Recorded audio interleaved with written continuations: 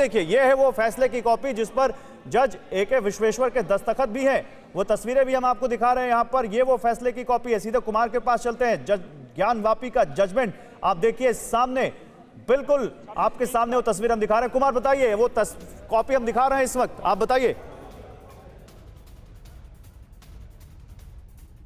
26 page का ये पूरा ऑर्डर है और जो सबसे लास्ट ऑपरेटिव पार्ट है उसमें ऑर्डर में लिखा गया है the application 35C filed by the defendant number 4 under order 7 rule 11 CPC is hereby dismissed fix 22/9/2022 मतलब 22 तारीख को for filing written statement of the filing the issue the application pending under order rule number 110 CPC by different applicants shall be disposed of this day। मतलब साफ है कि जो order था, इस ऑर्डर में लिखा हुआ है कि जो ऑर्डर नंबर 7 रूल 11 जो है CPC, उसको डिसमिस किया जाता है। क्या आप मधुमक्खी की खेती करके हर साल 1 करोड़ कमाना चाहते हो? हर साल मधुमक्खी की खेती करके 4 करोड़ कमाने वाले आपको सिखाएंगे। फिर क्यों देरी?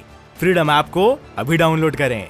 मतलब साफ है कि जो प्रतिवादी पक्ष है, जिन्होंने जिस बात की मांग की थी, उनकी मांग को खारिज किया गया और इसमें यह बताया गया कि यह मामला मेंटेनेबल है।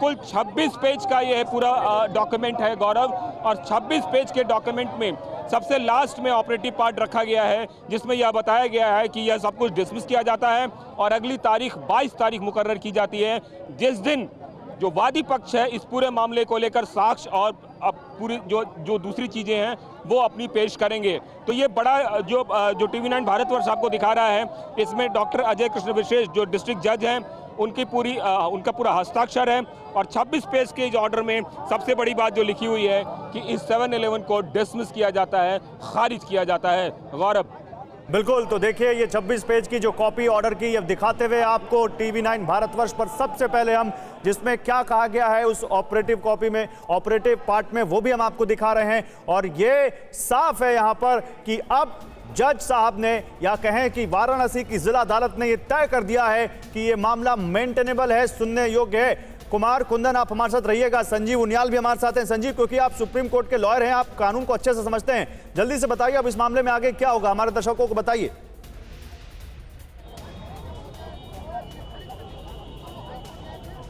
कि किसी कॉज ऑफ एक्शन पे रिजेक्ट हो सकता है ये प्लेंट, या किसी खास तौर से अंडर वैल्यू तब हो सकता है, ये सब चीजें नहीं थी। और ये सब लोग देखिए उस टाइम भी हाई कोर्ट गए, सुप्रीम कोर्ट गए, सुप्रीम कोर्ट ने चाटा मारा।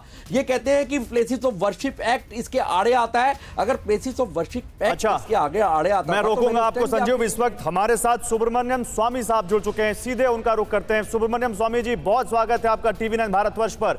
देखिए सर, वाराणसी की जिला अदालत ने कह दिया है कि ये श्रृंगार गौरी और ज्ञान वापी का मामला मेंटेनेबल है और इस मामले में आगे सुनवाई होगी।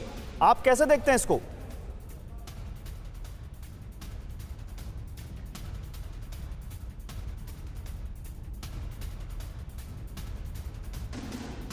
चलिए सुब्रमण्यम स्वामी के पास हम जाएंगे, लेकिन लगातार देखिए बहुत बड़ा मामला, ये न केवल ज्ञान वापी और श्रृंगार गौरी तक सीमित रहेगा, बल्कि अब कुछ लोग तो ये भी कह रहे हैं कि 1991 प्लेसेस ऑफ वर्शिप एक्ट जो है उसको लेकर सुप्रीम कोर्ट में जो याचिकाएं दाखिल की गई हैं उस पर भी ये फैसला असर डाल सकता है। लेकिन इस बीच देखिए ये वो महिलाएं जिन्होंने ये पूरी लड़ाई लड़ी और आज बड़ी खुश दिखाई दी, क्योंकि इनकी एक लड़ाई तो पूरी हुई है कि अब ये केस सुना जाएगा, केस मेंटेनेबल है, ये इन्होंने कहा है।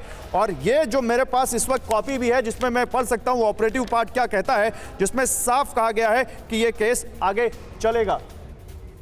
संजीव जल्दी से आप अपनी बात पूरी कीजिए, फिर सुब्रमण्यम स्वामी साहब जुड़ रहे हैं, मैं उनके पास भी जाऊंगा।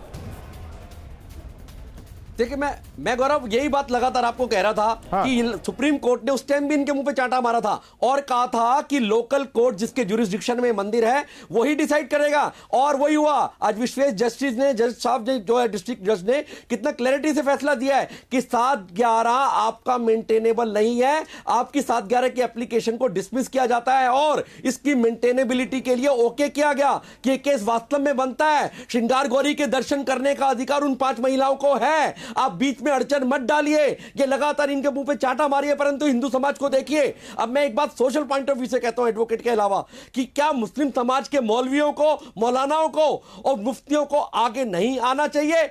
जितने खतरनाक, कितनी तरीके से बार बार अड़चन डालते हैं।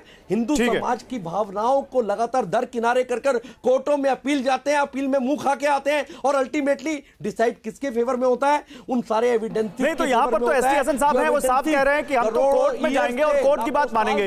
वो तो ये कह रहे हैं कि हम कोर्ट में जाएंगे। क्या आप मधुमक्खी की खेती करके हर साल 1 करोड़ कमाना चाहते हो? हर साल मधुमक्खी की खेती करके 4 करोड़ कमाने वाले आपको सिखाएंगे। फिर क्यों देरी? फ्रीडम ऐप को अभी डाउनलोड करें।